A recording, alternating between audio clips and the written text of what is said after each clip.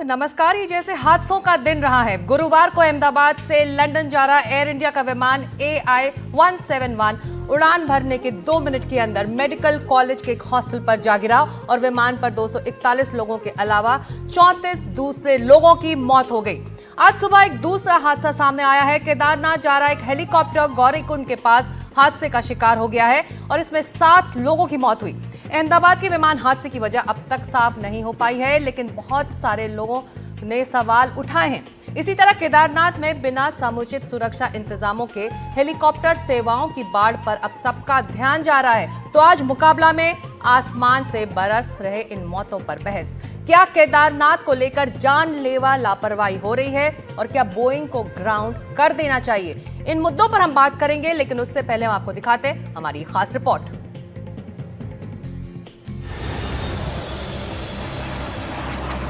12 जून की दोपहर अहमदाबाद में हुए बोइंग ड्रीम लाइनर AI-171 के क्रैश ने पूरे देश को हिलाकर रख दिया था।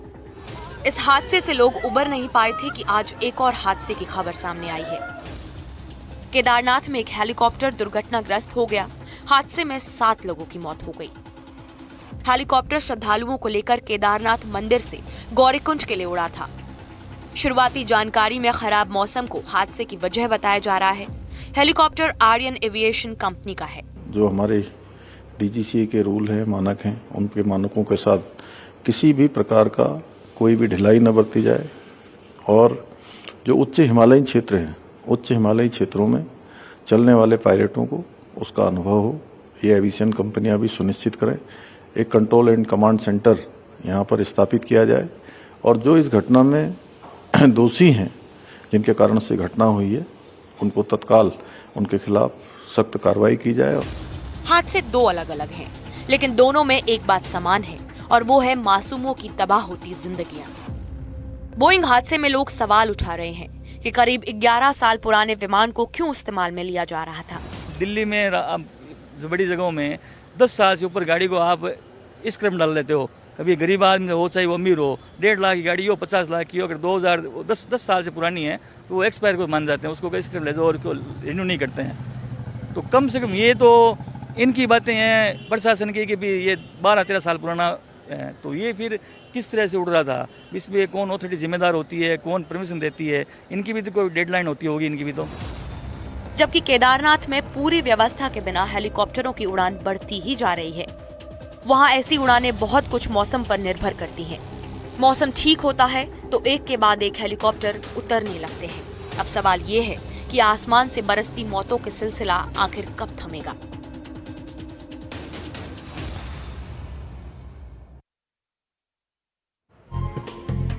और इसी मुद्दे पर मेरे 2 खास सहयोगी किशोर रावत और रवीश रंजन शुक्ला जुड़ रहे हैं। किशोर रावत देहरादून से और रवीश अहमदाबाद से। किशोर, पहला सवाल आपसे, वजहों के बारे में इस वक्त केदारनाथ के हादसे के बारे में क्या कहा जा रहा है? देखिए, इसमें मुख्यतः वजह यही है कि हेलीकॉप्टर जिस तरीके से उड़ाए जाते हैं, जिस लगातार वो उड़ाए जाते हैं, उनके मेंटेनेंस पे बात आ रही है कि इनकी मेंटेनेंस कब की जाती है, क्योंकि लगातार ये हेलीकॉप्टर एक दिन में 25 से 30 शॉटी करते हैं। इसके अलावा अगर वहाँ मौसम जब खराब रहता है तो उस दौरान वहाँ पर हेलीकॉप्टर्स को क्यों उड़ाया जाता है और निचली घाटी की तरफ उड़ाए जाते हैं, यानी काफ़ी नीचे उड़ाए जाते हैं। और जब भी बादल आते हैं तो उसकी वजह से इस तरह के हादसे होते हैं। सबसे ज़्यादा तो हादसे हुए अगर पिछले 14 सालों की बात करें तो मौसम खराब था उसकी वजह से हादसे हुए। इसके अलावा टेक्निकल दिक्कत के कारण कई बार यहां पर हादसे देखे गए हैं। जी किशोर, तो DGCA के नियम हैं, लेकिन साफ है वहां पालन नहीं हो रहा है।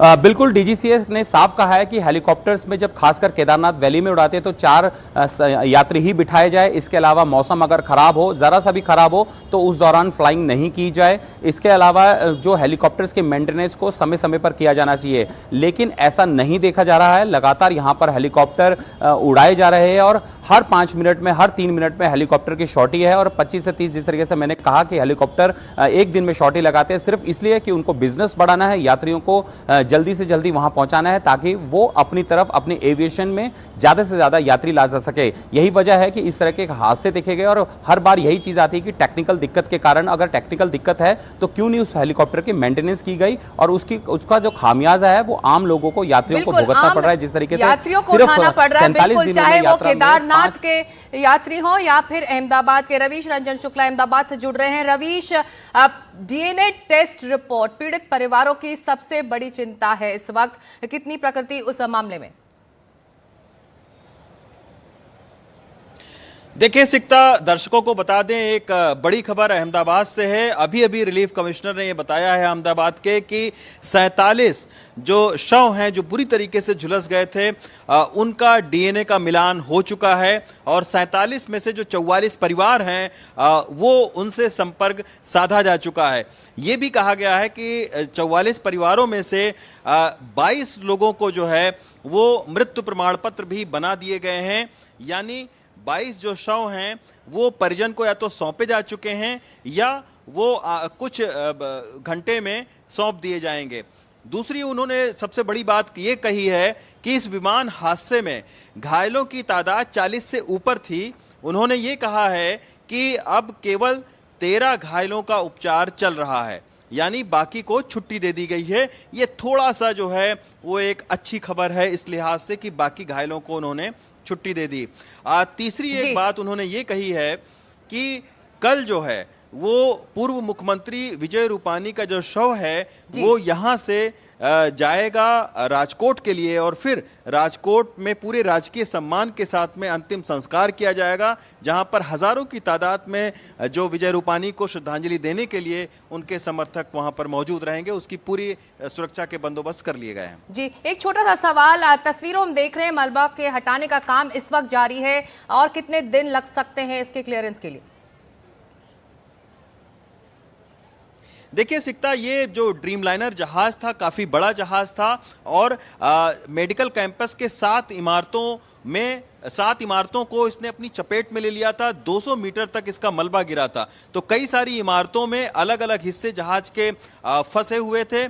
तो कुछ इमारतों से तो मलबा निकाला गया है, लेकिन कुछ अभी इमारतों में जो है वो जहाज के हिस्से फंसे हुए हैं। चूंकि पक्की इमारत है, ड्रिलिंग मशीन से छत को तोड़ना पड़ रहा है, दीवार को तोड़ना पड़ रहा है, तब ये मलबा निकाला जा रहा है। और दूसरी बात यह है कि फॉरेंसिक के लिहाज से भी ये मलबा काफी महत्वपूर्ण है, तो इसी की वजह से हमारे ख्याल से 2 दिन का और वक्त इसमें लग सकता है। शुक्रिया इस अपडेट के लिए रवीश आपका। में आज हम चर्चा कर रहे हैं कि कैसे आसमान की यात्रा क्या सुरक्षित है, क्या केदारनाथ चॉपर सेवा में जानलेवा लापरवाही हो रही है, ताबड़तोड़ हादसों के लिए जिम्मेदार कौन है, क्या केदारनाथ इलाके में जरूरत से ज्यादा चॉपर उड़ाए जा रहे हैं, क्या ड्रीम लाइनर का रख रखाव ठीक से नहीं किया जा रहा, क्या बोइंग को ग्राउंड कर देना चाहिए। इन्हीं मुद्दों पर चर्चा करने के लिए एक बेहद ही खास पैनल, कैप्टन एहसान खालिद एविएशन एक्सपर्ट हैं, captain Kabir Malik charter airline के पायलट हैं, अनूप नौटियाल सामाजिक कार्यकर्ता हैं, ब्रिजेश सती महासचिव उत्तराखंड चारधाम तीर्थ पुरोहित महापंचायत और captain Rakesh retired commander air India जो पिछले साल ही बोइंग ड्रीम लाइनर उड़ा रहे थे और अब रिटायर्ड एयर इंडिया से हुए हैं। आप सभी का स्वागत है। आप ब्रिजेश सती जी, मैं अगर आपसे शुरू करूं, हमारा आज का पहला सवाल यही है, क्या केदारनाथ चॉपर सेवा में जानलेवा लापरवाही हुई है? सिकता जी, मैं आप बताना चाहता हूं कि केदारनाथ के लिए हेली की शुरुआत वर्ष 2004 में सितंबर 6 तारीख को हुई थी। तत्कालीन सरकार ने इस हेली सेवा को शुरू करने के पीछे का जो उद्देश्य था वो ये था कि जो बुजुर्ग लोग हैं, असहाय हैं, अस्वस्थ हैं और किन्हीं कारणों से बाबा केदार के दर्शन नहीं कर सकते हैं, उनको इस हेली के माध्यम से दर्शन की सुविधा के लिए प्रयोग के तौर पर प्रभातम एविएशन ने इस सेवा की शुरुआत की थी। और इसके जो थे 2 पायलट, इंडियन एयरफोर्स के पायलट थे, कैप्टन भूपेंद्र और कैप्टन छाबड़ी, इन दोनों ने इस सेवा को शुरू किया था। लेकिन पिछले 2 दशकों में हम देख रहे हैं कि ये सेवा नहीं होकर के बल्कि पूरी जो है व्यवसायीकरण इसका हो गया है। और जो 9 इस समय हेली ऑपरेटर्स हैं, ये मानव की जीवन और उसके सुरक्षा के साथ खिलवाड़ कर रहे हैं। मैं यहाँ कुछ बिंदुओं को आपके सामने रखना चाहता हूँ। जो ये 9 ऑपरेटर्स हैं, इनके पास जो हेली इस समय है वो एक भी डबल इंजन का नहीं है, सारे सिंगल इंजन के हेलीकॉप्टर्स का यूज किया जा रहा है, पहला। दूसरा, क्षमता से अधिक सवारियां इसमें ढोई जा रही हैं, जैसे कि 8 मई को पहली जो दुर्घटना हुई थी और आज 15 तारीख है। इन 38 दिनों के बीच में 4 हेली क्रैश हुए हैं, जिसमें केदार जो चार धाम यात्रा की हेली के इतिहास में यह पहली बार हुआ है कि 13 लोगों ने अपनी जान गंवाई है, जिसमें 2 पायलट भी है। इसके अलावा तो आप कह रहे हैं कि नियम कानून का पालन नहीं हुआ और सती जी खुद जांच की मांग भी आप करते आ रहे हैं इन हेली सेवाओं की, और बहुत सारे एविएशन एक्सपर्ट्स भी इस पैनल में मौजूद हैं। तमाम सवाल उठ रहे हैं, लेकिन captain Malik, private helicopter services वहां चल रही हैं, बाजार का दबाव होगा, पैसे कमाने का दबाव होगा, जो बात सती जी कर रहे हैं। देखिए, जो अभी बताया मेरे फेलो ने अभी, तो मैं उससे पूरा सहमत हूँ। ये सर्विस जो स्टार्ट हुई थी, ये ओल्ड एजिड सिटीजन्स के लिए, बुजुर्गों के लिए, और जो ऐसे असहाय लोग थे जो चलने में असमर्थ थे, उनके लिए सेवा शुरू की गई थी। लेकिन आज के दौर में अगर देखा जाए तो ये सेवा एक कमर्शलाइज के उसमें चली गई है। सेवा नहीं, ये मेवा के रूप में जो भी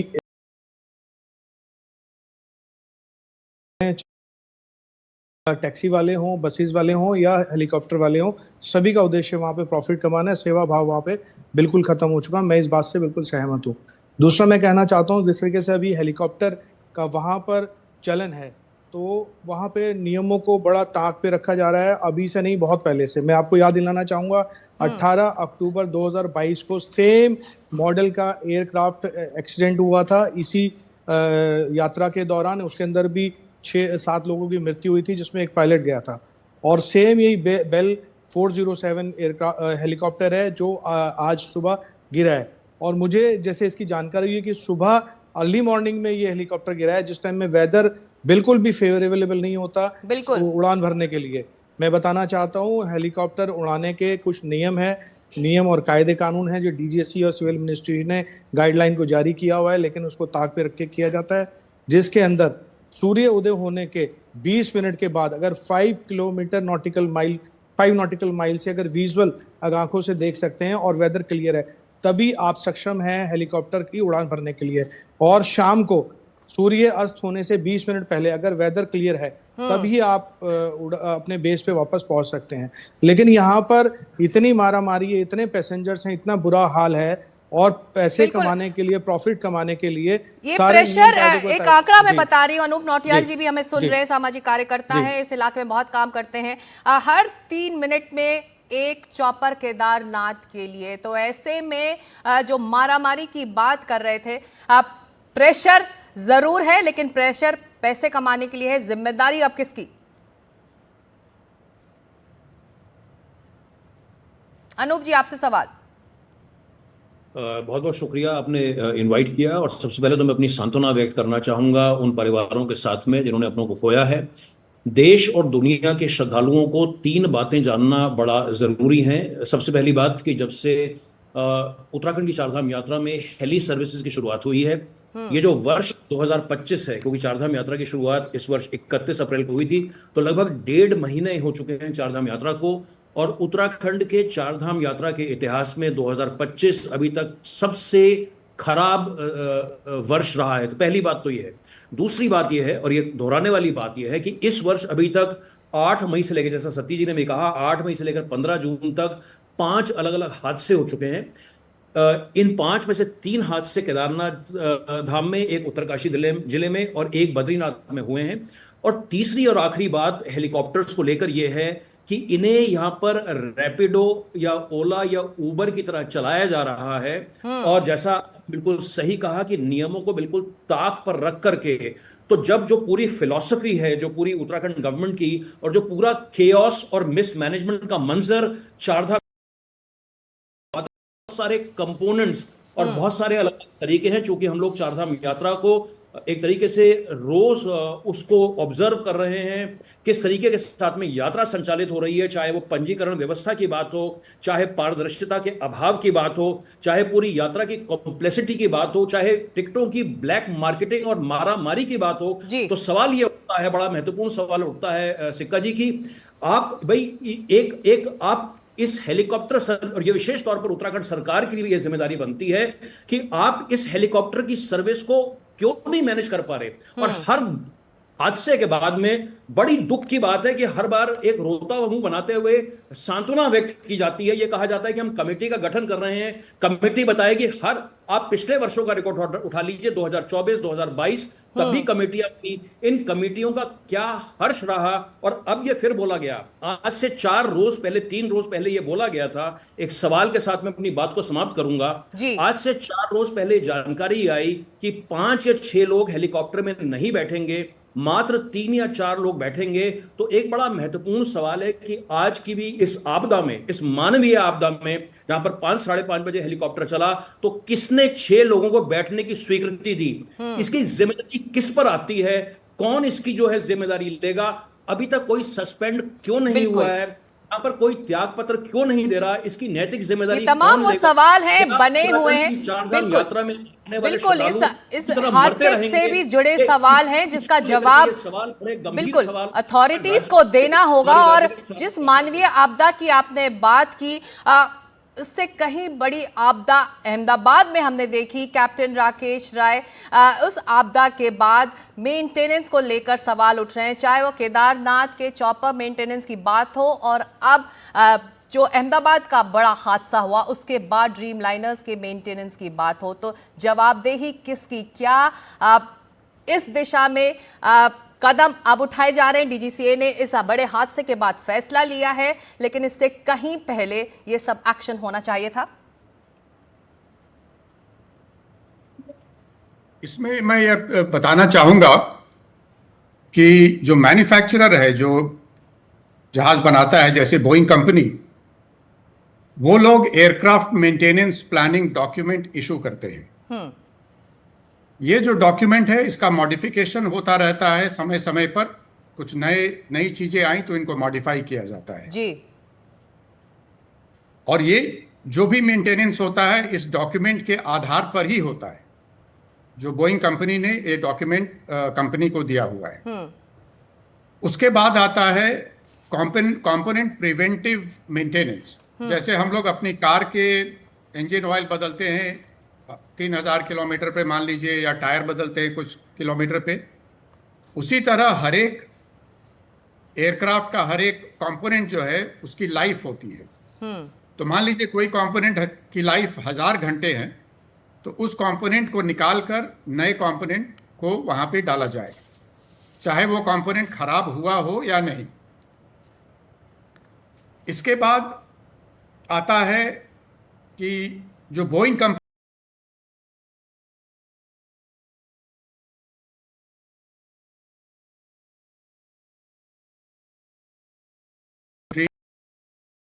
दूसरा जहाज हो, उसके इंजीनियर्स के इनपुट के ये मॉनिटर करते हैं और उस के आधार पर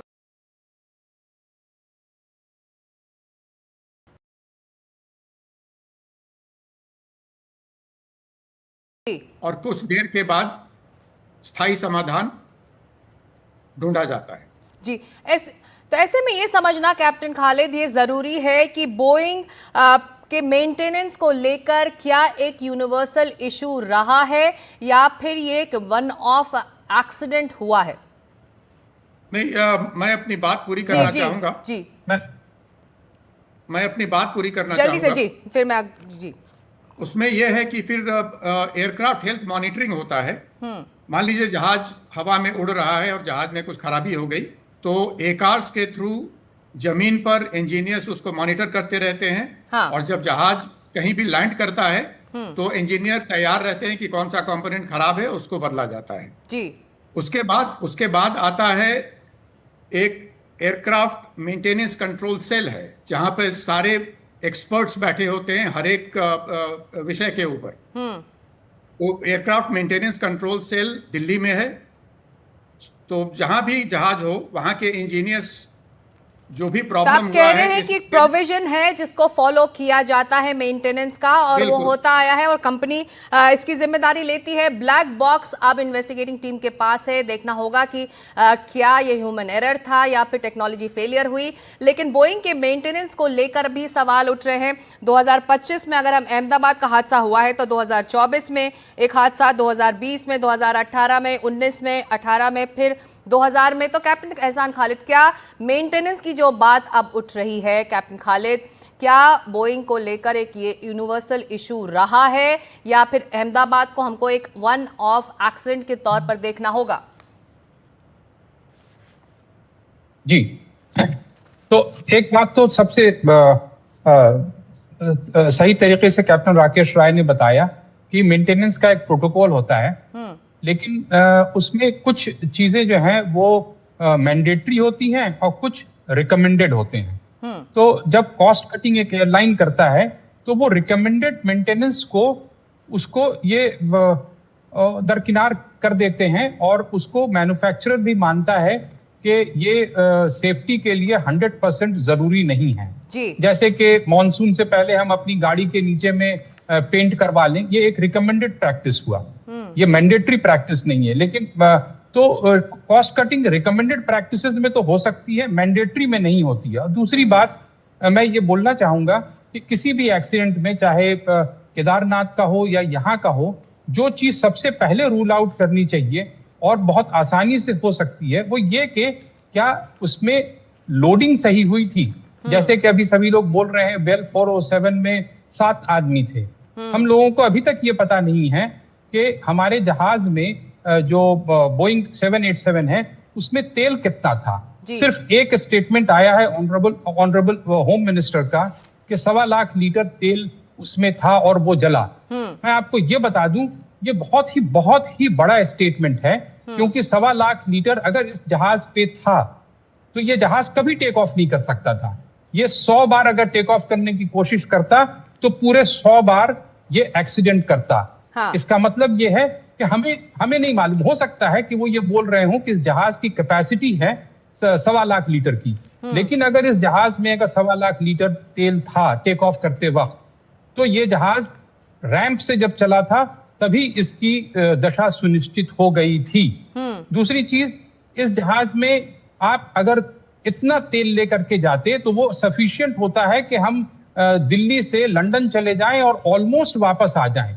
मतलब 17-18 घंटे का तेल की बात हम कर रहे हैं 10 घंटे की फ्लाइट के लिए, जो पॉसिबल नहीं है। लेकिन हमें अभी तक ये नहीं मालूम है कि इस जहाज में कितना पेट्रोल, कितना ईंधन लिया गया था और कितना कार्गो था। हमें पैसेंजर्स जरूर पता है। मैं लौटूंगी सबसे पहला स्टेप जो कैप्टन खालिद, मैं लौटूंगी आपके पास। ये सवाल अब तक बना हुआ है, मैं लौट रही हूँ। ये सवाल अब तक बना हुआ है कि आखिरकार अहमदाबाद से लंदन जा रहे एयर इंडिया का विमान AI 717 गिरा क्यों, और पायलट ने बिल्कुल आखिरी लम्हों तक क्या कोशिश की होगी। इसको लेकर भी कई थियोरीज चल रही हैं। पहले बर्ड हिट की बात कही गई, लेकिन वीडियो में कहीं कोई चिड़िया पास फटकती नजर नहीं आई।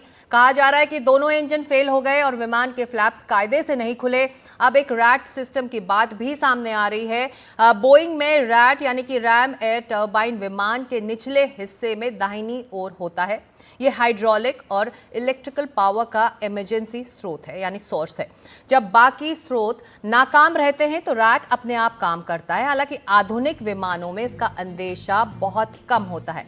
रैट 3 स्थितियों में काम करता है। एक तो तब जब हाइड्रोलिक पावर बिल्कुल काम ना करे या फिर इलेक्ट्रिकल सिस्टम फेल हो जाए, और जब दोनों इंजन फेल हो जाएं, फिर विमान की मुख्य बैटरी रैट को चालू करती है। रैट में एक इलेक्ट्रिकल जनरेटर और हाइड्रोलिक भी होता है। रैट की प्राथमिकता हाइड्रोलिक पावर देने की होती है। इंजन के बिना विमान एक ग्लाइडर जैसा होता है। रैट विमान को बचाने की आखिरी कोशिश होता है। तो मेरा सवाल कैप्टन खालिद और कैप्टन राय, आप दोनों से, रैट विमान को बचाने का आखिरी एक पैगाम होता है या फिर आखिरी कोशिश होती है, तो इस रैट किस तरह से काम करता है, अगर आप समझा पाए। कैप्टन खालिद, आप शुरू करें। रैट एक छोटा सा प्रोपेलर टाइप का एक डिवाइस होता है जिसका जो कि किसी भी तरह से थ्रस्ट नहीं देता है, मतलब कि लॉस ऑफ पावर को कंपनसेट नहीं करता है इंजन को। ये जो है इलेक्ट्रिक और हाइड्रोलिक पावर को सुपर इम्पोज करता है, क्योंकि ये सारे जहाज जो हैं ये इलेक्ट्रिक और फ्लाई बाय वायर हैं, तो इनके कंट्रोल सिस्टम को, इंस्ट्रूमेंटेशन को कुछ देर मतलब वो इलेक्ट्रिक पावर देता है। लेकिन ये किसी भी तरह से जहाज के इंजन के पावर को लॉस होने के बाद ये कुछ उसमें सपोर्ट करने के लायक नहीं होता है। ये इलेक्ट्रिक और हाइड्रोलिक्स को देता है, और हमारे जितने भी electronics fly by wire control system है और एयरक्राफ्ट इंस्ट्रूमेंटेशन है, ये जो चीजें हैं ये उनको सप्लाई करता है। लेकिन जहाज जो है मुख्यतः ग्लाइडर ही बना रहेगा अगर इंजन ऑफ है और रैट अगर है। तो ऐसे में कैप्टन राय, रैट बिल्कुल कैप्टन राय, ऐसे में क्या रैट कारगर साबित नहीं हुआ अहमदाबाद के इस हादसे से जस्ट पहले? और रैट जब बाहर निकलता है उसके कुछ कारण होते हैं, जैसे हाइड्रोलिक फेलियर हो गया, दोनों इंजन फेल हो गए और इलेक्ट्रिसिटी फेलियर हो गया जी। रैट जब जहाज से बाहर निकलता है तो उसको काम करने में कम से कम 20 से 25 सेकंड लगते हैं। इस जहाज में जब रैट निकला होगा उसके बाद से उतना समय ही नहीं मिला कि वो जहाज को कोई मदद कर सके, क्योंकि 25 सेकंड के अंदर वो जहाज क्रैश कर गया था।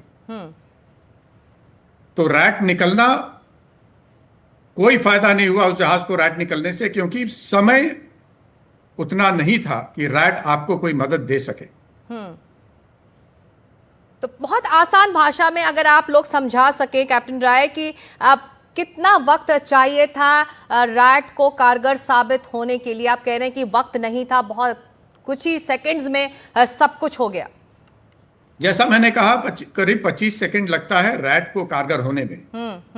तो 25 सेकंड तो था ही नहीं। जिस समय से जहाज नीचे आने लगा वहां से जब जहाज जमीन पे गिरा वो समय करीब 20 सेकंड से भी कम था। बिल्कुल सही। तो रैट का बाहर निकलना कोई कारगर नहीं हुआ, वो किसी भी तरह से इस जहाज को मदद नहीं कर सका। तो आखिरी लम्हों में इसकी कोशिश हुई भी होगी, आप कह रहे हैं? नहीं, रैट तो निकलना है, वो मैकेनिकल प्रोसीजर है। रैट को बाहर निकलना मैकेनिकल प्रोसीजर है। जब भी दोनों इंजन फेल हुए, पावर फेल हुआ, हाइड्रोलिक सिस्टम फेल हुआ, रैट अपने आप बाहर निकल जाएगा। उसके लिए पायलट को कुछ नहीं करना पड़ता है जी। लेकिन रैट को बाहर निकलने के बाद पूरी तरह कारगर होने में 25 सेकंड लगते हैं। तो आप कह रहे हैं कि वो उतना भी वक्त नहीं था, कैप्टन खालिद सही है कि उतना भी वक्त नहीं था कि ये इम्प्लीमेंट हो पाता? जी या सिक्का में अगर रैट अगर अपनी पूरी कैपेसिटी से काम भी कर रहा होता, जो कि ऑब्वियसली टाइम नहीं था, काम भी कर रहा होता, तो वो सिर्फ इलेक्ट्रिक और हाइड्रोलिक सिस्टम को सपोर्ट करता, इमरजेंसी सपोर्ट। वो जहाज के फ्लाइट पाथ को किसी भी तरह से 1 मिलीमीटर में भी जहाज के फ्लाइट पाथ को चेंज नहीं कर सकता था। तो वो ये रैट का निकलना बहुत बड़ी चीज है। वो ये कंफर्म करता है कि डुअल इंजन या डुअल इलेक्ट्रिक, ऑल इलेक्ट्रिक और हाइड्रोलिक फेलियर हुआ था। तो ये जो है रैट का निकलना और इसका महत्व इस पर्टिकुलर केस में इतना ही है। जी, आप दोनों ने इस पूरे हादसे को करीब से देखा होगा, तस्वीरों को देखा होगा। जैसे कि हमने शुरू में कहा, कई थियरीज अब फ्लोट हो रही हैं। बर्ड हिट हो सकता है, दोनों इंजन फेल हो सकते हैं, ह्यूमन एरर हो सकता है, बहुत कुछ आप लोगों ने भी खंगाला होगा। कैप्टन राय, कैप्टन खालिद, आप दोनों से समझना चाहेंगे, तस्वीरों से कुछ साफ हो पाया? हालांकि अभी इन्वेस्टिगेशंस जारी हैं, ज़्यादा कुछ कहना इस वक्त ठीक भी नहीं, मुनासिब भी नहीं, लेकिन आप लोग इतने एक्सपीरियंस्ड हैं, तस्वीरों से कुछ पता चल पाया है कि कौन सी थियोरी रही होगी जिसकी वजह से ये इतना बड़ा हादसा हुआ है? यदि मैं बताऊं कि यदि ये रैट के निकलने की बात सत्य है, तो दूसरी बात भी सत्य है कि इंजन पावर दोनों एक साथ बंद हुए, और ये उसी स्थिति में बंद हो सकते हैं जबकि इसका इलेक्ट्रॉनिक सिस्टम और जो कंप्यूटर सिस्टम है वो गलत सिग्नल देता है अपने सेंसर्स के गलत सिग्नल्स की वजह से। इसके अलावा ये पॉसिबिलिटी नहीं है कि दोनों इंजन फ्यूल के वजह से, बर्ड हिट के वजह से एक साथ 1 सेकंड में इतने इस जगह पे ये बंद हो जाएं। तो 100% दिस इज राकेश राय जी अब इस पे अगर सहमत हैं तो बोल सकते हैं। कैप्टन राय, आपके कमेंट्स फिर बढ़ेंगे आगे और बाकी पैनलिस्ट के पास जाएंगे। जी, आप you fly you have phloem ये जहाज को, ये बताइए थ्रस्ट माल फंक्शन एडजस्टमेंट सिस्टम, ये TCMS, ये शायद 787 के लिए पिक्यूलियर है और किसी जहाज में ये चीज होता नहीं है। ये सिस्टम के बारे में आप बताइए, बिकॉज मैंने जितना पढ़ा है मुझे इस चीज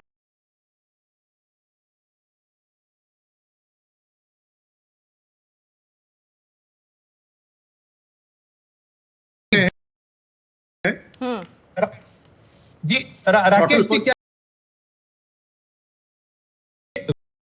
के सेंसर्स अगर फेल कर जाएं और जहाज जो है पर नजर रखे हुए हैं, ऑडिट्स की वो बात कर रहा है। और अनूप नौटियाल जी और ब्रिजेश सती जी, इस पर आप लोग लगातार आवाज उठाते रहे हैं कि जिस तरह से प्राइवेट ऑपरेटर्स यहाँ काम कर रहे हैं, नियम कानून को बिल्कुल किनारे कर कर उस पर इस वक्त लगाम लगाना जरूरी है, क्योंकि ना सिर्फ यहाँ पर आम लोगों के की जीवन और उनकी सुरक्षा है खतरे में, बल्कि प्रकृति और हम पर्यावरण की जो संयम है उसके पेशेंस को भी हम टेस्ट कर रहे हैं इतने सॉर्टीज करके।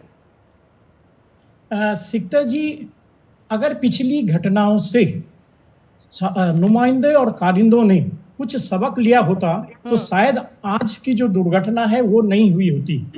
आज की दुर्घटना का एक महत्वपूर्ण बिंदु मैं बताना चाहता हूं। जो गौरी माई खर्क के पास हुई, ये 5:24 की बताई जा रही जी, और इसने केदारनाथ से 5:21 पे टेक ऑफ किया। गुप्त काशी इसको जाना था, तो शुरुआत इसकी गुप्त काशी से हुई है। इसका मतलब गुप्त काशी से ये हेलीकॉप्टर यात्रियों को लेकर 5 बजे टेक ऑफ किया और 5:20 जो इसका 20 मिनट का टाइमिंग है वहां पहुंचा। 1 मिनट में ये यात्रियों को उतारते और चढ़ाते हैं, हेली को बंद नहीं करते हैं, इसमें भी रिस्क होता है। और 5:21 पे ये वापस आया और 3 मिनट पे ये क्रैश हो गया। और जबकि आज का अगर देखें हम, आज का जो सूर्योदय का टाइम है वो 5:15 है, और पहाड़ में तो ये और देर से होता है। अगर हम 5:15 ही को मान लें इनके अनुसार कि सूर्योदय के बाद ये हेली चलाते हैं, तो 5 बजे आज कैसे शुरू किया? तो इसका मतलब यानी ये समय की भी पाबंदी को नहीं मानते हैं। इनके पास बहुत लिमिटेड पायलट्स हैं, वो दिन भर जो है ये फ्लाइट लेते रहते हैं।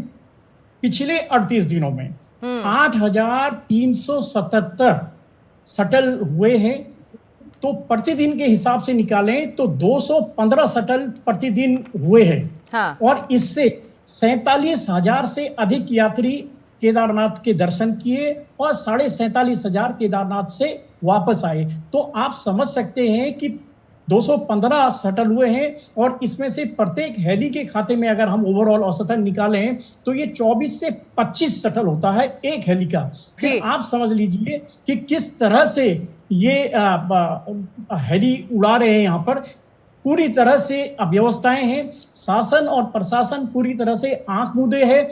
इसी हफ्ते माने एक हफ्ते के अंतराल में पिछली घटना बड़ासू के पास हुई थी, जब रुद्रप्रयाग गौरीकुंड के पास गौरीकुंड राजमार्ग में ही क्रिस्टल एविएशन का हेली को जो है लैंडिंग करनी पड़ी थी। तो आप कह रहे हैं कि जो ये काम कर रहे हैं सब आंख मूंदे अथॉरिटीज वहां बैठी हुई हैं, लेकिन कैप्टन मलिक जो शटल्स की बात कर रहे हैं ब्रिजेश सती जी, लिमिटेड शटल्स होने चाहिए, DGCA के नियम हैं, लेकिन इस पर किसी की नजर नहीं जा रही है। ऐसे में क्या करें? हाँ, सब कुछ साथ हो रहा है, कार्रवाई अब हो रही है क्योंकि इतने सारे हादसे हो चुके हैं, लेकिन जब कार्रवाई होनी चाहिए थी, जब नजर रखनी चाहिए थी, जब इनको कसौटी पर कसना चाहिए था, तब कार्रवाई नहीं हुई।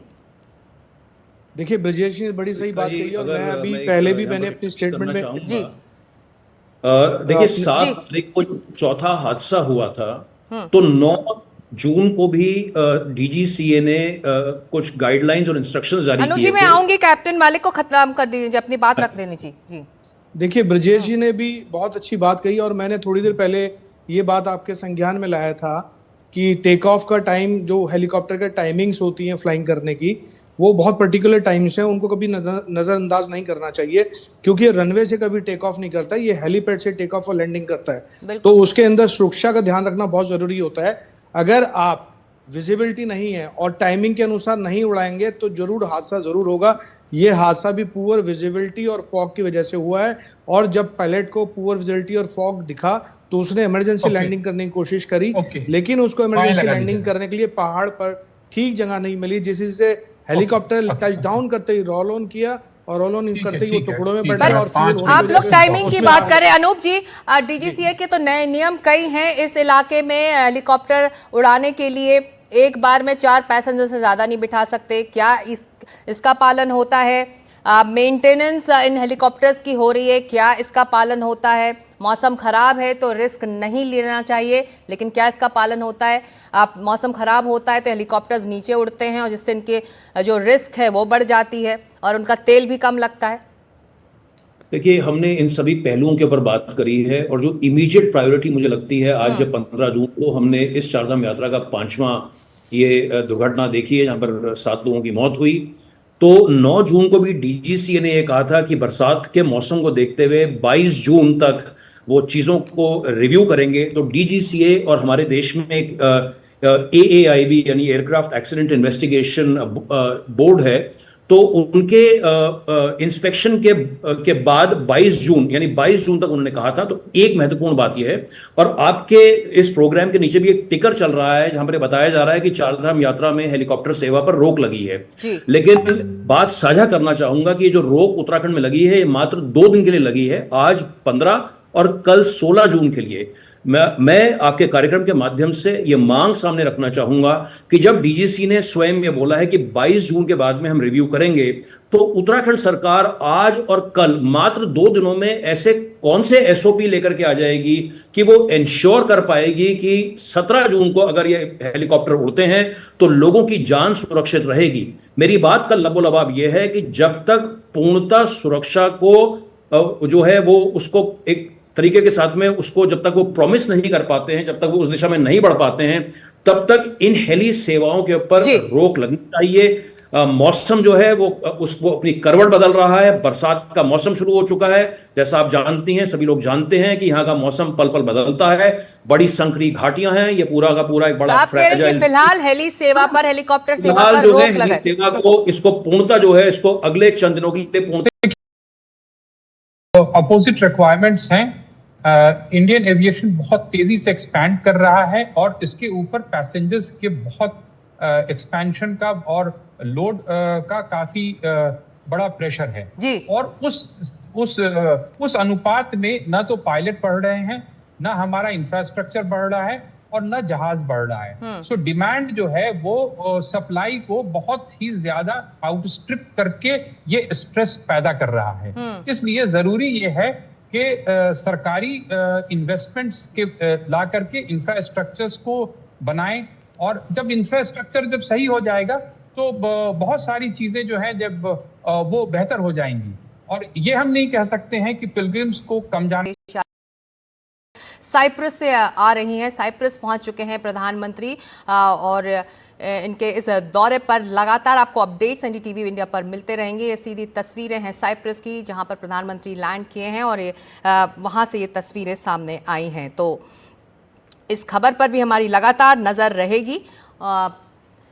लॉटरी मुकाबला में जो हम बात कर रहे हैं, सबसे सेफेस्ट ट्रैवल मोड जो माना जाता है कैप्टन ड्राई, वो एयर ट्रैवल था, लेकिन ये हाल के जो हादसे हुए हैं पिछले कुछ दिनों से और आज का ये हादसा पैसेंजर्स को डरा भी रहा है, लेकिन इसके सबक भी हैं, इससे हमको सीखना भी है। फौरी तौर पर तुरंत इस वक्त क्या होना चाहिए, हालांकि डीजीसीए तुरंत एक्टिव हुआ है, चाहे वो केदारनाथ हो चाहे वो अहमदाबाद हो, लेकिन इस वक्त और उन कारणों के ऊपर जल्द से जल्द कार्रवाई की जाए जी। ये जो भी अगर होते रहेंगे और उनके ऊपर कोई कार्रवाई नहीं की जाएगी तो जनता का भरोसा उठता जाएगा। बिल्कुल, कार्रवाई हो, वजह सामने रखा जाए, उसे पब्लिक किया जाए। कैप्टन कबीर मलिक, बहुत छोटे में देखिए, एक तो जो नई गाइडलाइन आना बहुत जरूरी है और जिस तरीके से एविएशन के अंदर पैसेंजर्स की संख्या बढ़ती जा रही है उसको देखते हुए उसके सेफ्टी नॉर्म्स को तय करना बहुत जरूरी है, और जो हमारी पुरानी गाइडलाइंस है, जितने भी रूल एंड रेगुलेशंस है, उसको बड़ी सख्ताई से मुस्तैदी से लागू करना बहुत जरूरी है हमारे लिए। और जितने भी पुराने फ्लीट के एयरक्राफ्ट्स हैं, हेलीकॉप्टर्स हैं, उनका फिजिकल और मैकेनिकल इंस्पेक्शन होना और उनका एयरवर्दीनेस सर्टिफिकेट इशू करने से पहले उसकी पूरी जांच करना ये बहुत जरूरी है। जी, तो तमाम ये वो चीजें हैं जिस पर इस वक्त तुरंत कार्रवाई होनी चाहिए, जिससे भरोसा लौटे। सती और कैप्टन राकेश राय, आप सभी लोगों का शुक्रिया इस चर्चा में शामिल होने के लिए। मुकाबला में आज इतना ही, लेकिन एनडीटीवी इंडिया में लगातार खबरें जारी रहेंगी। नमस्कार।